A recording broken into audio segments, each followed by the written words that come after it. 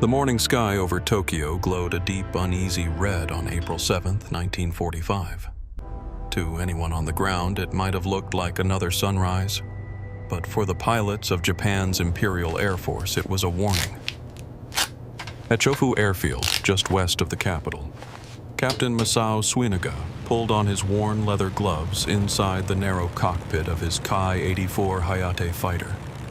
He'd done this ritual hundreds of times before. The same smell of oil, the same rattle of his engine, the same steady rhythm of preparation. But today, something in the air felt wrong. We are green for taxi. From far away, he could hear that deep rolling thunder that had haunted Japanese skies for months. The engines of American B-29 bombers coming up from the south. Another raid, another defense mission. Suinaga thought he knew the drill. Then the radio burst alive with a voice from ground control, sharp and confused. Unknown aircraft approaching from the southeast. That single phrase froze him. Southeast. That couldn't be right. The nearest American fighter base was more than 600 miles away, way beyond the reach of any single-engine aircraft. It was impossible, at least according to everything Suinaga had learned in 3 long years of combat. He had fought over the Philippines, over Okinawa, against every kind of American plane, the P-38 Lightning, the F-6F Hellcat, even the new Corsair. But those battles always took place near enemy carriers or bases, never here above the heart of Japan. This isn't a glitch. Look at the trajectory. Over Tokyo, the Japanese still believed they ruled the sky. A sudden pounding on the side of his cockpit snapped him back. Sergeant Yamamoto, his ground crew chief, was shouting through the canopy. Captain, emergency scramble. Unidentified fighters heading toward Tokyo. The entire airfield Suinaga's pulse spiked. Engines roaring. Fighters from the south. Diving for cover. That direction meant open ocean, no carriers, no bases, nothing but miles of water. As his Ki-84's Nakajima engine roared to life, the vibrations shook his whole body. He glanced toward the horizon and caught a flicker of sunlight glinting off something far away, a silver reflection, sharp and fast. They weren't the dark, blunt shapes of American carrier planes. They were something else. Sleeker, brighter, wrong. The order came over the radio, tense and urgent. All units scramble immediately. Unidentified fighters over central Tokyo. Suinaga slammed the throttle forward, the plane racing down the runway. As the Hayate lifted into the crimson morning, a cold knot tightened in his chest. In 3 years of war, he had never heard that kind of panic in his commander's voice. Somewhere above the clouds, he could feel it, a new enemy flying from somewhere no one believed possible. And one haunting question echoed in his mind. How did the Americans get here? Suinaga, do you copy? As his fighter climbed through the haze, Captain Suinaga's instincts screamed that something was terribly off. He had spent years calculating fuel limits, flight ranges, and combat endurance. None of it allowed for what was happening right now. From the ground, the control tower repeated the same order, voices trembling between static bursts. Unknown enemy fighters approaching from the south. Repeat, unidentified fighters approaching Tokyo. The south. Suinaga replayed that direction in his head like a broken record. The Americans had captured Iwo Jima 5 weeks earlier, but that island was more than 600 miles away. No single-engine fighter in existence could make that trip fight and come back. It was aerodynamically impossible. He pushed the throttle to full, feeling the aircraft strain as it clawed for altitude. The vibrations turned into a steady hum. His Hayate was alive, powerful, and ready. Below him, Tokyo's morning streets were just waking up, unaware that something impossible was about to unfold in the skies above them. At 15,000 feet, the first spark of sunlight flashed across his canopy. Suinaga narrowed his eyes. Out on the horizon, just a few silver specks glinting like fish scales in the morning light.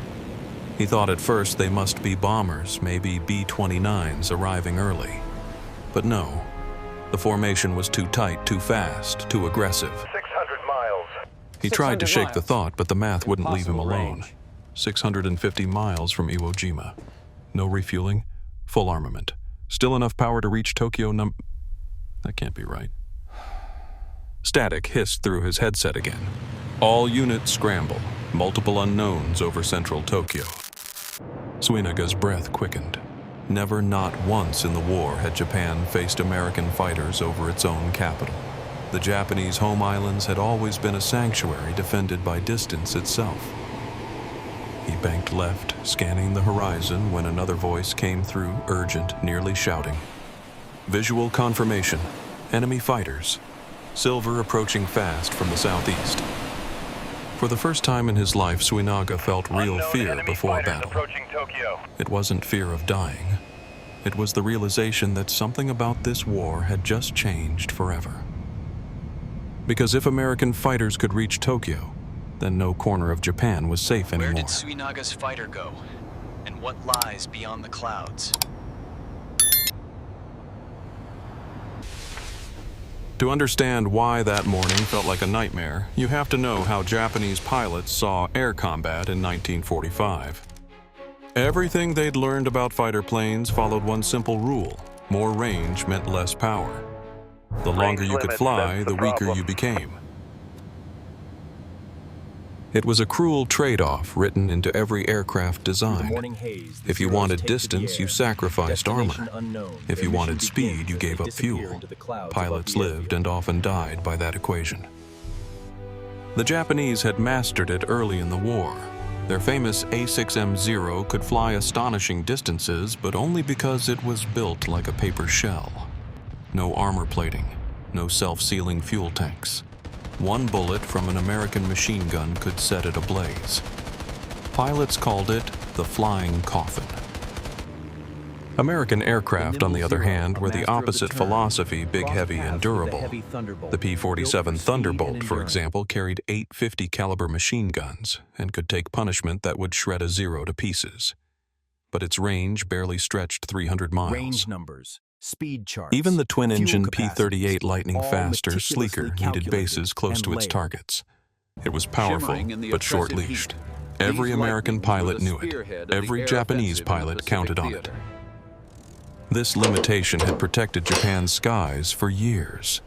American bombers could reach the homeland, yes, but their fighter escorts could not. That's why Japanese airmen could focus on what they did best: defense intercept depends the on their bombers fuel once running they crossed the coastline, then retreat home untouchable. Lieutenant Akira Watanabe had told his men just 2 days earlier, the Americans come heavy and slow. Their fighters always turn back at the coast. That's when we strike. That confidence, that mathematical certainty, was the foundation of Japan's air defense. Distance was their shield. The Pacific Ocean itself was their greatest ally. Adjusting for the singularity. But on April 7, Ensure your 1945, fluid those old dynamics equations no calculations are longer precise. worked. The impossible had For taken years, flight. this equation had kept them safe. And within minutes, Until the today. Japanese would realize that the very laws of physics they relied on had just been broken.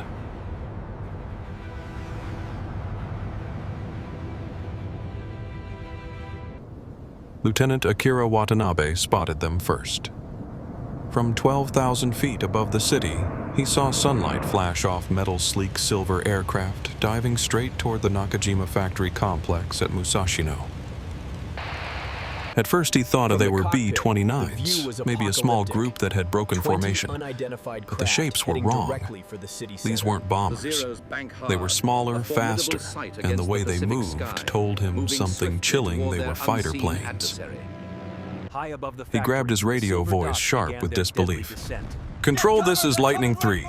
I count 15, no 20 single-engine aircraft. Type unknown." The response was chaos. All across the Tokyo region, Japanese pilots were reporting the same impossible sight: American fighters flying freely over the capital, attacking with precision and confidence hundreds of miles from any known base. The Mustang squadrons converge high Captain above the clouds. Tomojiro A lethal Ogawa, ballet one of Japan's steel most and experienced fire. aces, joined the pursuit. He'd seen every kind of American aircraft in the war: the P-38 in the Philippines, the Hellcat near Hold Okinawa, your fire! the Corsair off carrier decks. But as he closed in, He realized this was something entirely new. The planes were beautiful in a deadly way. Their wings curved with elegance, their noses long and pointed their engines, singing a high-pitched roar that seemed more alive than mechanical. They reminded him of the British Spitfire, but stronger, leaner, more aggressive. And then he noticed something that defied logic. Under their wings hung large drop tanks filled with fuel.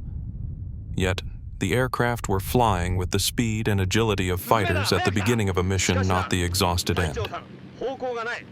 Impossible, Ogawa muttered into his oxygen mask. Those tanks should be empty. A creature of myth. He didn't know it yet, but what he was witnessing wasn't just a new plane, it was the dawn of a new era.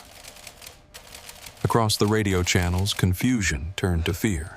Every Japanese pilot who looked up saw the same blinding reflections in the morning sky, silver ghosts dancing effortlessly above Tokyo. Fighters that shouldn't exist, fighters that had somehow crossed an ocean to reach the heart of Japan. That morning, the Empire's most skilled pilots began to understand a terrible truth. The skies they had once ruled no longer belonged to them. The collision was inevitable. A fusion of tradition and technology, reshaping the very fabric of the city. What Ogawa and his comrades couldn't see through the glare of sunlight was the secret behind those silver wings, a masterpiece of engineering that had quietly changed the balance of air power. The Americans had combined two pieces of brilliance from opposite sides of the Atlantic. From the United States came North American Aviation's P-51 Mustang, a fighter with sleek aerodynamics and light weight. From Britain came the Rolls-Royce Merlin engine, powerful, efficient, and designed to sip fuel at high altitude. Together, they created something the world had never seen before. A fighter that could fly farther than anyone believed possible without losing its edge in combat. As the mixture is carefully leaned out. Inside each Mustang was 184 gallons of internal fuel, plus 2 drop tanks of 108 gallons each. That gave the aircraft a combat range of more than 850 miles, enough to take off from Iwo Jima, fight over Tokyo, and still make it home. Flight Sergeant Kenji Nakamura, climbing into the fray that morning, stared at the formation in disbelief. Nowhere is safe. If they can reach Tokyo, he thought, then nowhere in Japan is safe. He wasn't exaggerating. The very geography that had once shielded Japan, the vast Pacific, had just become meaningless. The United States could now launch fighters deep into the Japanese homeland, escort bombers all the way to their targets, and dominate the skies that Japan once called its own. The P-51 wasn't just another aircraft. It was a symbol of what industrial might and engineering creativity could achieve when pushed to the limit. It proved that technology could erase distance, that human ingenuity could rewrite the rules of war. As the Silver Mustangs roared through the morning air, even the most seasoned Japanese pilots began to understand that this was more than a battle. It was a revelation. And for those still climbing to meet the intruders, it was already too late. Mustang pierced the clouds, signaling a new era for the Pacific. The first clash came just minutes later. Over the rooftops of Tokyo, Major Robert W. Moore of the U.S. 15th Fighter Group spotted the Japanese interceptors rising to meet them. He tightened his grip on the stick of his P-51 Mustang, the sunlight flashing across its polished wings. This wasn't just another escort mission. This was a test to see if the impossible aircraft could truly dominate above enemy territory. Moore banked his fighter and dove toward the enemy formation. Behind him, his squadron followed in perfect rhythm. In another world, Japanese pilots would have expected the Americans to be cautious, to save every drop of fuel for the long flight home. But what they saw instead shocked them. The Mustangs weren't retreating or conserving energy. They were hunting. Captain Tomojiro Ogawa led his own unit into the fight. As bullets sliced through the air, he realized these silver fighters weren't behaving like long-range intruders. They attacked with the boldness of men who still had hours of fuel left men who had come not to survive, but to kill. Pushing the boundaries of both man and machine. Through his canopy, high above the Ogawa clouds. saw one of the enemy pilots roll inverted drop his fuel tanks. Not because they were empty, but because he could. The P-51s were light-fast and fearless, cutting through the sky like predators. Moore's voice crackled over the radio. Blue flight drop tanks now. We've got company. To the Japanese below, it was unthinkable. No one discarded fuel 600 miles from base. But the Mustangs weren't following any known rule. They'd brought so much fuel that even after a 700-mile journey, they could still fight at full power. Target acquired. Ogawa fired first. Tracers arced across the sky, orange streaks against the pale blue. Moore's Mustang answered instantly, 650 caliber machine guns unleashing a storm of fire. The two aircraft screamed past each other, both pulling into violent turns. But while Ogawa's instincts told him to break off and climb to conserve what fuel he had left, the American didn't hesitate. Moore reversed into a climbing spiral, chasing his opponent with calm, aggressive precision. His engine roared past 400 miles per hour, the Merlin's horsepower steady and strong. Ogawa's breathing grew ragged. "How much fuel do these planes carry?" This is madness! He gasped into his mask. For 3 years, Japanese pilots had relied on predictable patterns they knew when American fighters would retreat, but this time the predators refused to leave. As the battle unfolded over Tokyo, the Japanese defenders began to understand these were not visitors skirting the edge of their empire. These were conquerors claiming the sky itself.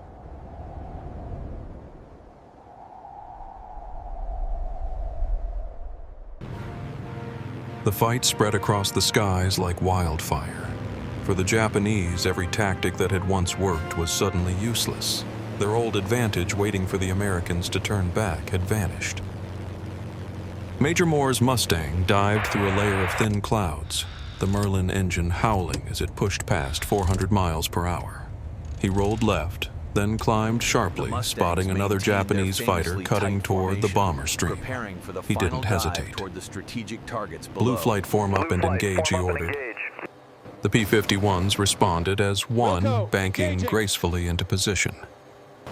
To the Japanese watching from below, it looked like a deadly ballet of silver wings. They couldn't believe how freely the Americans moved, fighting as if they'd taken off from a base just minutes away. Lieutenant Watanabe tried to outlast them, thinking the Americans had to be running low on fuel. That was how you beat long-range fighters, wait them out. But this time, the Mustangs didn't break off. They kept pressing the attack, weaving through the smoke and sunlight with endless aggression. "Control, this is Lightning 3. Watanabe shouted into his radio. "These fighters, they're not retreating, they're not conserving fuel. How is this possible?" High above another Mustang leader, Captain John Hampshire overheard the frantic call. He smiled grimly and answered his wingman over the radio. "They don't get it, do they? We can stay and fight. We can stay and hunt." The Japanese fighters were outnumbered, outmatched, and worst of all, out of time. Watanabe's aircraft shuddered under a burst of 50 caliber fire. Smoke poured from his engine. His last words broadcast across the Tokyo frequencies were quiet and full of disbelief. "They're not leaving. They're not running out of fuel. How did they get here?" For every Japanese pilot still alive that morning, the message was clear. The old rules were gone. Distance no longer offered safety. The Americans could reach anywhere, fight as long as they wanted, and still make it home. The hunters had become the hunted. The hunters had become the hunted. By 7:00 a.m., the air above Tokyo had become a deadly maze of smoke, sunlight, and tracer fire. Captain Tomojiro Ogawa, Japan's proud ace with 25 confirmed kills, now found himself locked in single combat with Major Moore's Mustang. For 3 endless minutes, the two pilots dueled through the sky. the roar of their engines mixed with the thunder of anti-aircraft guns below echoing across the city. Civilians looked up and saw flashes of silver and black cutting across the dawn, the war literally unfolding over their homes. Ogawa's Ki-84 Hayat was fast and agile, maybe even superior in a climb. On paper, it could turn tighter and accelerate faster than any American fighter. But theory meant nothing that morning. Moore's Mustang wasn't flying by the old rules. When Ogawa tried to pull away, Moore dove after him, deliberately burning precious fuel for speed. It was madness. Any normal long-range pilot would have conserved every drop. But Moore had plenty to spare. Ogawa rolled into a desperate dive, the wind screaming through his canopy. Moore followed with precision, using gravity and the Mustang's aerodynamic edge to close the distance. At 8,000 feet, Moore pulled up, sharply flipped into a tight climbing turn and squeezed the trigger. 6 .50 caliber guns spoke at once. The rounds tore through Ogawa's left wing and fuel tank. A column of black smoke erupted behind him. The Japanese ace fought to steady his plane, but the Hayate was already lost. For a few moments, Ogawa saw the city below the rooftops, the river, the tiny figures running for cover. Then, as his aircraft began its final dive toward Tokyo Bay, a single thought echoed in his mind. If they can come this far, if they can fight this long, we've already lost the war. At 7:14 a.m., just 16 minutes after the first contact, the battle was over. 7 Japanese fighters were down. 2 Mustangs had been hit, but both would make it safely back to Iwo Jima, more than 300 miles round trip. The impossible had just become real. And with it, Japan's air supremacy died that morning over its own capital. That morning, Japan lost the sky. As the surviving Mustangs formed up and headed back toward Iwo Jima, the radio chatter among Japanese ground stations told a story far more painful than the wreckage scattered across the countryside. Report status. How many American fighters still operational? Are they withdrawing to carriers? One controller demanded. The reply came hesitantly. There are no carriers within 500 miles. For a few seconds, silence filled the airwaves. Then came the realization that spread like a chill through every command bunker around Tokyo. The Americans didn't need carriers anymore. That morning, Japan's greatest illusion had been shattered, the belief that geography could protect the homeland. Flight Sergeant Kenji Nakamura, one of the few pilots to survive the encounter, later wrote in his diary, "Today I saw the future of air warfare, and it terrifies me. If the Americans can send fighters anywhere in our empire with fuel to spare, then nowhere is safe." It wasn't the loss of 7 planes that broke Japan's spirit. It was the understanding that the unthinkable had happened. The homeland, once shielded by the ocean, was now within reach of America's fastest, most lethal fighters. Even as smoke drifted over Tokyo, civilians and soldiers alike could sense a change in the air. This wasn't just another raid. This was the beginning of something new, a shift in power that could never be undone.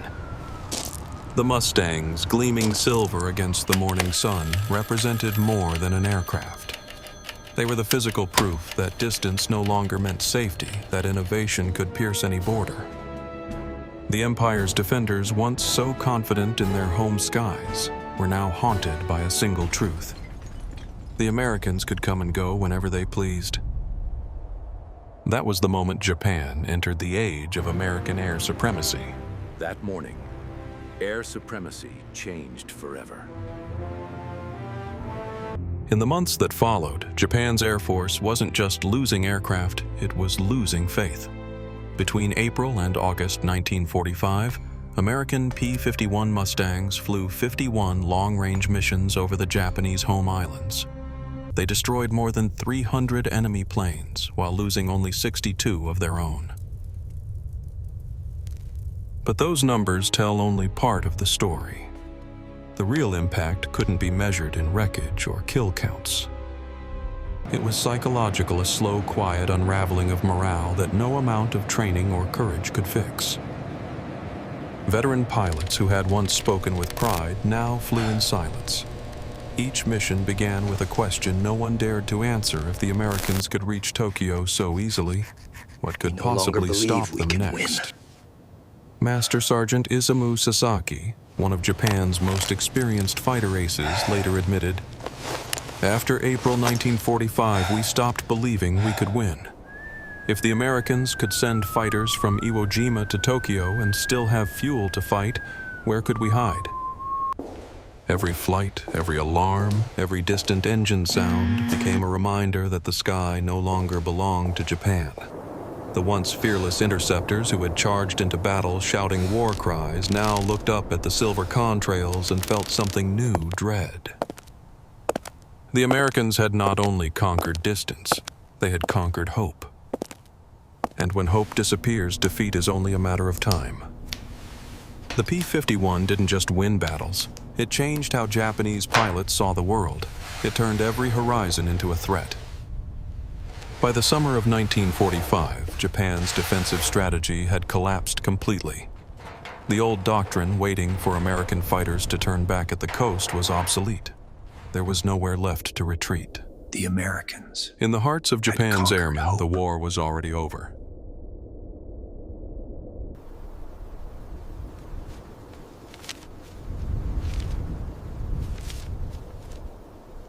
Historians still call it one of the most remarkable transformations in the history of warfare. How a single aircraft born from necessity rewrote the rules of combat. A masterpiece of engineering. The P-51 Mustang was more than metal and machinery. It was the result of two nations' combined genius, the British Merlin engine's unmatched efficiency, and the American drive for speed balance and endurance.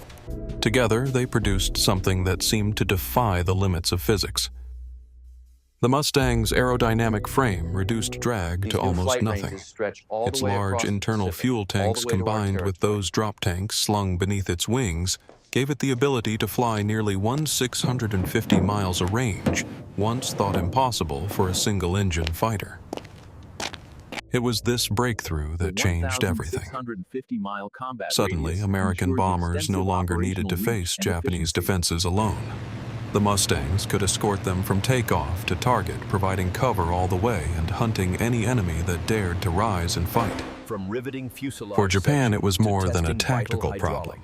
It was a strategic disaster. Every aircraft factory that had once been considered safe behind the shield of distance was now vulnerable. Tokyo, Nagoya, Osaka, none of them were beyond reach.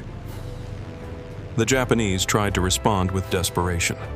Veteran pilots like Warrant Officer Kenji Fujioto began attempting suicidal ramming attacks on B-29 bombers. It wasn't about honor anymore. It was the grim reality that conventional tactics simply didn't work. The war in the air had changed forever. For the first time in history, technology alone decided who controlled the skies. The Mustang wasn't just a fighter. It was proof that innovation could achieve what courage and numbers could not. Every revolution in warfare leaves a moment where the world shifts. April 7th, 1945 was that moment for Japan. Technology had become the ultimate weapon. When the smoke finally cleared and Japan lay in ruins, the silver wings that had haunted its skies became icons of a new age. The P-51 Mustang didn't just win air battles, it redefined what was possible in flight.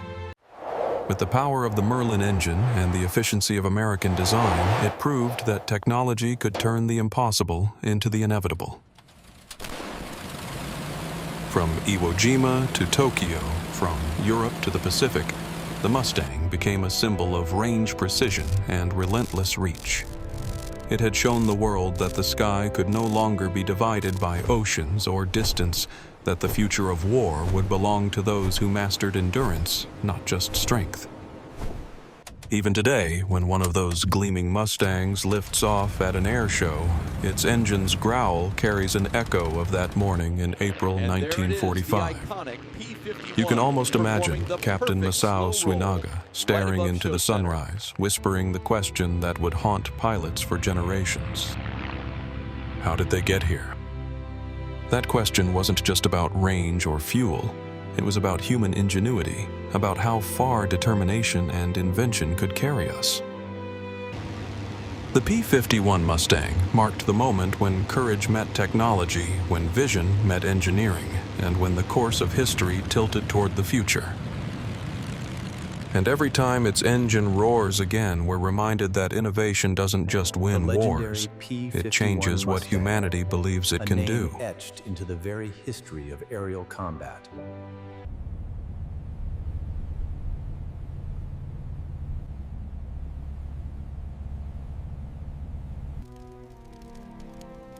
How did they get here?